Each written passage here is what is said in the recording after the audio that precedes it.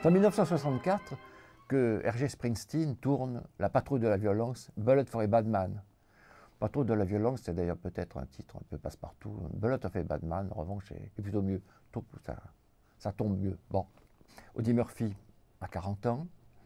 On sait qu'il a depuis quelques années, enfin pratiquement depuis son retour de l'armée, alors je rappelle une nouvelle fois, il est le soldat le plus décoré des États-Unis. Il a 33 décorations, dont la Légion d'honneur, etc. Il a tué, paraît-il, 230 Allemands. Bon, c'est un héros. Le retour aux États-Unis est compliqué, je pense, pour les hommes qui ont passé leur temps à tuer d'autres hommes. Et il a quelques problèmes, en fait, avec les armes. Par bonheur, les producteurs sont intelligents, et c'est ce qu'ils vont. Ils ont compris ça tout de suite, et ils vont lui faire tourner des films où il est armé.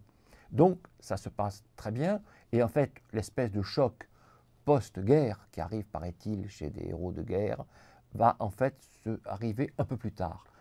Après même Bullet for a Bad Man, il arrivera plutôt dans la fin des années 60, où il va tourner de moins en moins de films, je pense qu'il va s'ennuyer énormément, et il a peur, comme subitement. Je pense qu'il n'a jamais eu peur avant, subitement il a peur. Il dort avec un 45 sous son oreiller, 45 chargé, et on sait très bien que quand il sort, son habitude est de tirer, un lapin, il lui tire dessus, un oiseau, il lui tire dessus, il le fait tomber. Bon, il ne tire pas sur des hommes, mais c'est un homme extrêmement violent, et il va de plus en plus subir cette espèce de choc post-guerre, tout en s'occupant, ce qui est d'ailleurs tout à fait à son honneur, des vétérans du Vietnam.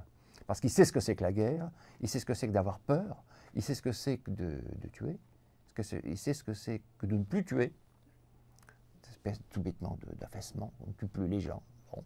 Et donc il va s'occuper des vétérans du Vietnam jusqu'à sa mort, il trouvera la mort dans un avion en percutant une petite montagne. Donc Audie Murphy est le héros du film. Et le film, Bullet for a Bad Man, est en fait un film très curieux parce que c'est une espèce de mélodrame. Bon, qu'est-ce qu'on voit dans le film? Une bande de types qui vont attaquer une banque, ça c'est pas très original, le chef de la bande, etc.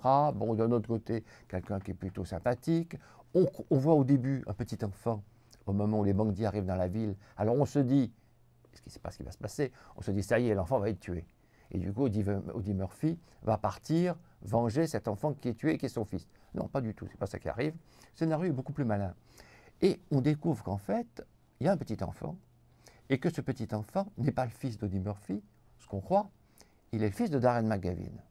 Et il ne le sait pas, puisque la femme de Darren McGavin s'est séparée, a divorcé de son mari, remariée avec Audie Murphy, et elle a caché la véritable origine de naissance à son fils. C'est quelque chose de très curieux, et c'est d'autant plus curieux que cette espèce, c'est un vrai mélodrame, là on est dans un thème de mélo.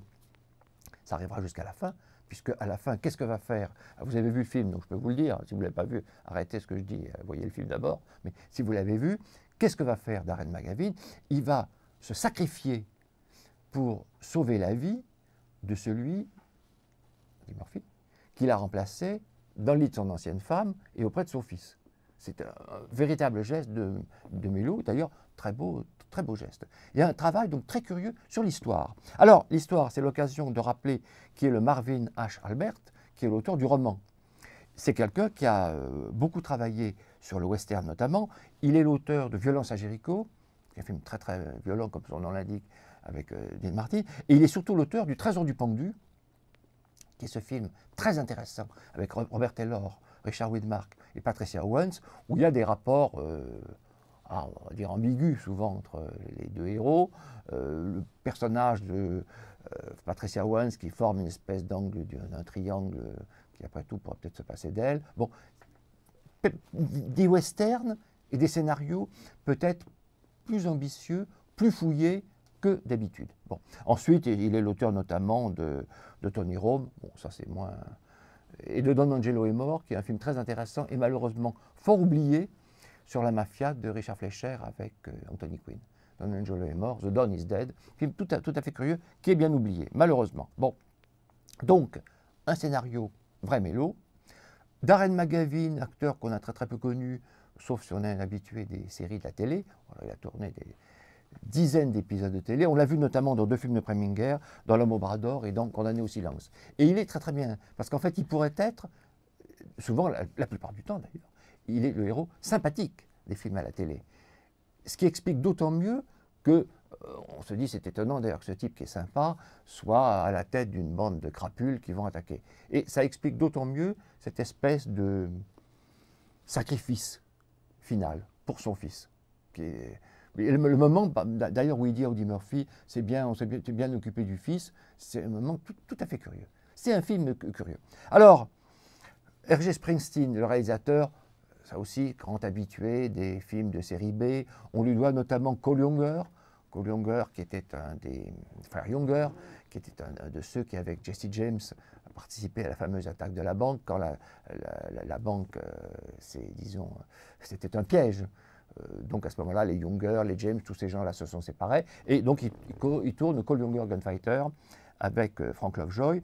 Il a tourné aussi Le Collier de Fer, Showdown, avec Audie Murphy, et 2 westerns très curieux avec Dan Derry, Taggart et Here I Stole. Et ensuite, c'est la télé, c'est Daniel Boone, c'est Bonanza, c'est Wagon Train, c'est des dizaines d'épisodes de télé. C'est un réalisateur de série B, où parfois on a de bonnes surprises. Pas toujours, bon, soyons justes. Ces bonnes surprises étant la plupart du temps quand il y a de bons scénarios. Ce sont des cinéastes, certainement pas des auteurs, là, soyons sérieux, pas un auteur. Ce sont des bons faiseurs qui dépendent du scénario des acteurs. Quand il y a un bon scénario, quand il y a de bons acteurs comme ici, ils s'en sortent très bien. Alors juste un dernier point, l'actrice qui s'appelle Ruth Ali, que vous voyez dedans, c'est pas la femme, c'est l'autre, vous pouvez avoir l'impression de l'avoir vue avant. Mais, oui, c'est pas entièrement faux, mais si vous l'avez vue sous un autre nom. Parce qu'elle s'appelait Ruta Kilmonis, et elle est dans Les 7 femmes de Barberousse de Stanley Donen, qui est ce film que nous aimons tous, avec Howard Keel et Jane Powell. Vous vous en souvenez, c'est les frères Pontypi qui sont tout seuls, ils habitent une espèce de cabane, c'est 10 moutons chez eux, personne ne leur fait la nourriture. Et quand l'aîné des frères, que joue Howard Keel, épouse Jane Powell, les 6 autres frères se disent, mais nous, il faut qu'on fasse la même chose, comme ça, on aura la paix. Et donc, ils vont enlever 6 jeunes femmes, dont Ruta Kilmonis, qui par la suite deviendra Ruth Ali. Donc, Bullet for a Bad Man, Hergé Springsteen, 64.